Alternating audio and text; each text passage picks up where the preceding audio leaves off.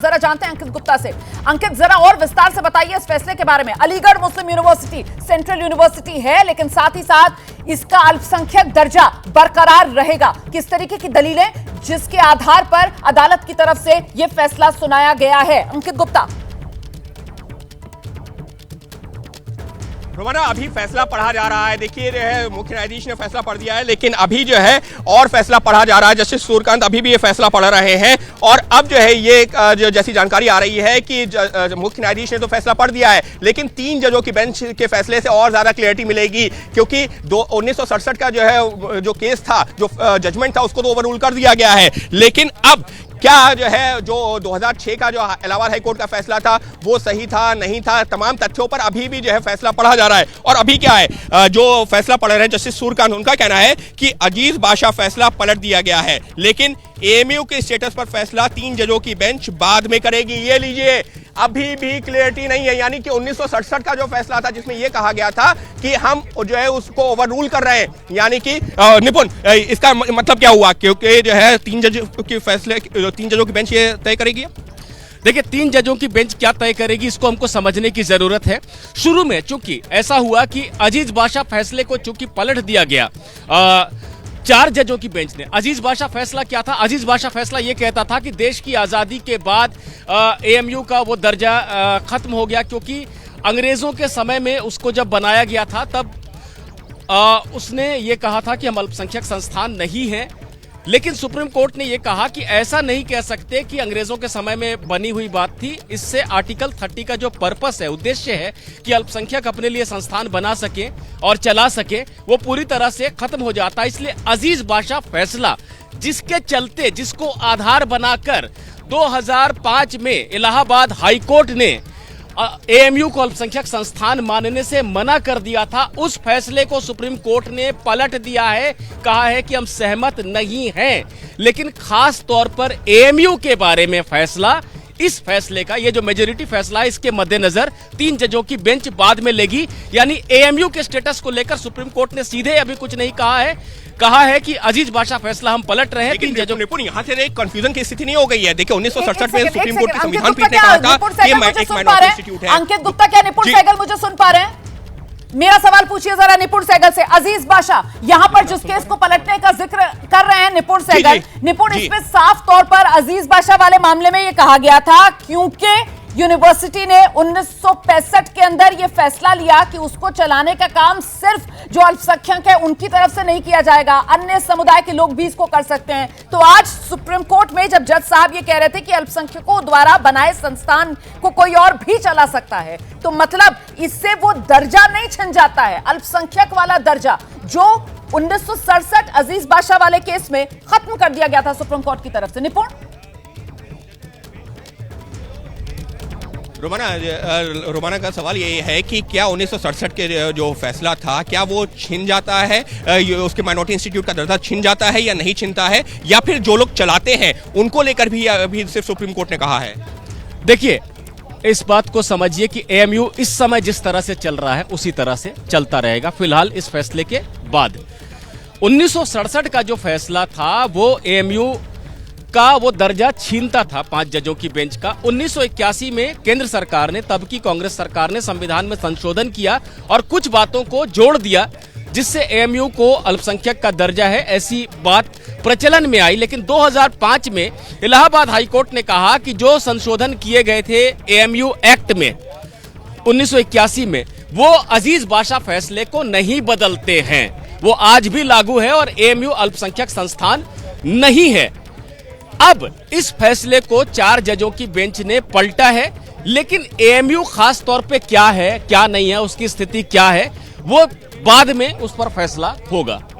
तो मतलब निपुण सहगल, ये कहा जा सकता है कि अभी जिस तरीके से अलीगढ़ मुस्लिम यूनिवर्सिटी की कार्यशैली चल रही थी, निपुण को शायद मेरी आवाज मिल रही है, जिस तरीके से अलीगढ़ मुस्लिम यूनिवर्सिटी की कार्यशैली चल रही थी, उसी तरीके से फिलहाल अलीगढ़ मुस्लिम यूनिवर्सिटी की कार्यशैली चलती रहेगी। अभी अलीगढ़ मुस्लिम यूनिवर्सिटी में जो रिजर्वेशन SC ST और जो OBC है उनके लिए लागू नहीं था, उसी तरीके से वो लागू नहीं रहेगा। और जो यूनिवर्सिटी अपने छात्रों को वहां पर आरक्षण दे रही थी, मुस्लिम छात्रों को जो आरक्षण की व्यवस्था थी, वो बदस्तूर जारी रहेगी। अभी की स्थिति यही है। निपुण।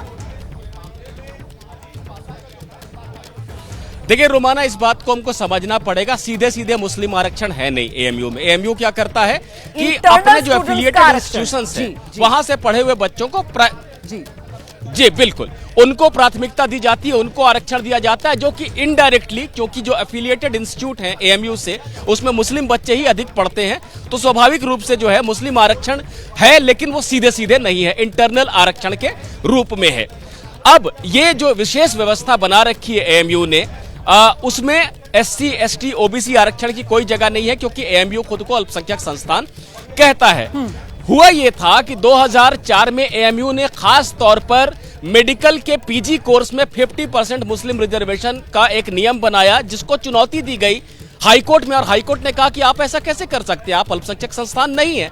यह विवाद अब तक यहां पर लंबित था और आज भी सुप्रीम कोर्ट ने सीधे सीधे इसका जवाब नहीं दिया है। चूंकि 2005 के फैसले में हाई कोर्ट ने अजीज बाशा फैसले को आधार बनाया था और कहा था कि 1967 में ही सुप्रीम कोर्ट कह चुका है कि आप अल्पसंख्यक संस्थान नहीं है। सुप्रीम कोर्ट ने उस फैसले में जो बातें कही गई थी कि आजादी के बाद आपका कोई ऐसा दर्जा नहीं है, क्योंकि आजादी से पहले आपको अंग्रेजों ने बनाया और आपको स्थापित करते समय जो है आपने ये नहीं कहा था कि आप अल्पसंख्यक संस्थान है, इसलिए अब आपको दर्जा नहीं मिल सकता है। सुप्रीम कोर्ट ने उसको ओवर रूल कर दिया और कहा है कि आर्टिकल 30 जो है वो अल्पसंख्यकों के हित के संरक्षण के लिए है, और सिर्फ कानूनी पेचीदगी को बताकर अल्पसंख्यकों के हित का इस तरह से अवहेलना उसकी नहीं की जा सकती है। इसलिए हम अजीज बाशा फैसले को पलट रहे हैं, उसको जो उसमें जो बातें कही गई थी, लेकिन दर्जा एएमयू का यानी कानूनी आधार सुप्रीम कोर्ट ने एक बना दिया कि एएमयू को मिल सकता है अल्पसंख्यक संस्थान का दर्जा, लेकिन सीधे सीधे इस सवाल का जवाब नहीं दिया है और इसको 3 जजों की बेंच पर छोड़ दिया है। ठीक है, सीधे आदेश इसको लेकर नहीं दिया, लेकिन जिस तरीके से सुनवाई हुई और जिस तरीके से जज साहब ने अपना फैसला पढ़ा, उसमें जिस अनुच्छेद 30 से लेकर अल्पसंख्यकों द्वारा बनाया गया संस्थान कोई और भी उसको चला सकता है, और जरूरी नहीं कि अगर संविधान लागू होने से पहले कोई संस्था बनी हो तो फिर उसको अल्पसंख्यक का दर्जा ना दिया जाए। साथ ही साथ फंड देखना होगा कहां से आया संस्था बनाने के लिए, जमीन कहां से आई संस्था बनाने के लिए, इस तरीके के तमाम सवाल जिनका जिक्र अपने आदेश के दौरान सुप्रीम कोर्ट की तरफ से किया गया, तो उसके मायने तो यही निकालेंगे। और फिर आखिर में अजीज बाशा केस में सुप्रीम कोर्ट ने अपने ही फैसले को जिस तरीके से पलटा, उसके बाद मामला स्पष्ट हो जाता है कि फिलहाल जो स्थिति अलीगढ़ मुस्लिम यूनिवर्सिटी की और अभी तक की स्थिति क्या थी कि वो अल्पसंख्यक दर्जा जो है उसी को एंजॉय कर रही थी, तो वो बरकरार रहेगी। अभी की स्थिति यही निपुण।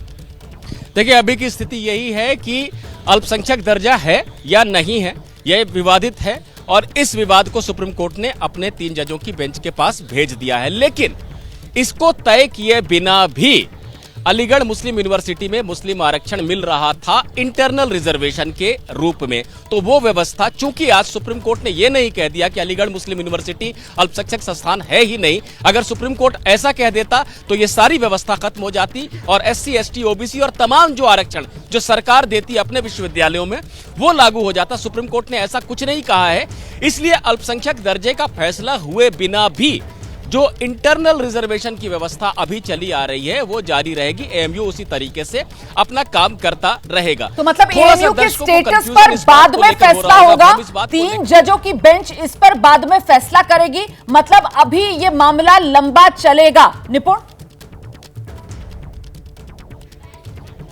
बिल्कुल ये मामला लंबा चलेगा। दरअसल एक एडहॉक स्थिति है, यानी एक तात्कालिक स्थिति है जिसमें एएमयू बहुत वर्षों से चल रहा है कि जहां पर कि अल्पसंख्यक संस्थान है या नहीं वो एक विवाद है, लेकिन वो इंटरनल रिजर्वेशन के जरिए मुस्लिम आरक्षण को लागू करता है।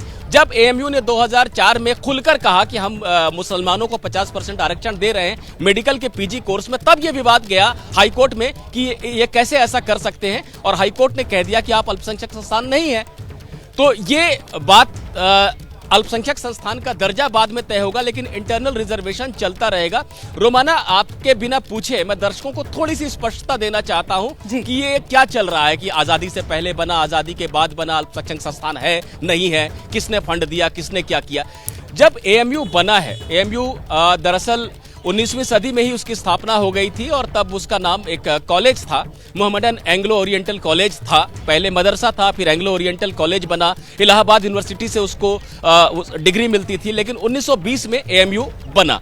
जब एएमयू बना तो उसका पर्पस यही था, उसका उद्देश्य यही था कि मुसलमानों के हित के लिए वो काम करे। लेकिन चूंकि सरकार की अनुमति के बिना, जो तब की ब्रिटिश सरकार थी, उसकी अनुमति के बिना और उससे कानून पास करवाए बिना विश्वविद्यालय नहीं बन सकता था, तो उसी तरह से एएमयू का भी गठन हुआ। जो एएमयू का प्रशासन है वो यही कह रहा है कि जमीन से लेकर फंड तक मुसलमानों ने दिया और उसका उद्देश्य यही था कि मुस्लिम हित हो, अल्पसंख्यकों का हित हो, वो पढ़ाई कर सकें, उन्नत पढ़ाई कर सकें। ऐसे में हमको चूंकि उस समय के कानून के हिसाब से सरकार से ही कानून पास करवाना था, व्यवस्था के हिसाब से, तो ये कह देना कि चूंकि ब्रिटिश सरकार ने कानून बनाकर आपको स्थापित किया और आप उनसे फंड भी लेते थे, ये गलत है। तो सुप्रीम कोर्ट ने भी कहीं ना कहीं कहा है कि हमको देखना पड़ेगा कि यूनिवर्सिटी जब बनी थी तो उसका उद्देश्य क्या था, उसके लिए जमीन का बंदोबस्त किसने किया, फंड किसने दिया, किन लोगों ने किस मकसद से यह दिया।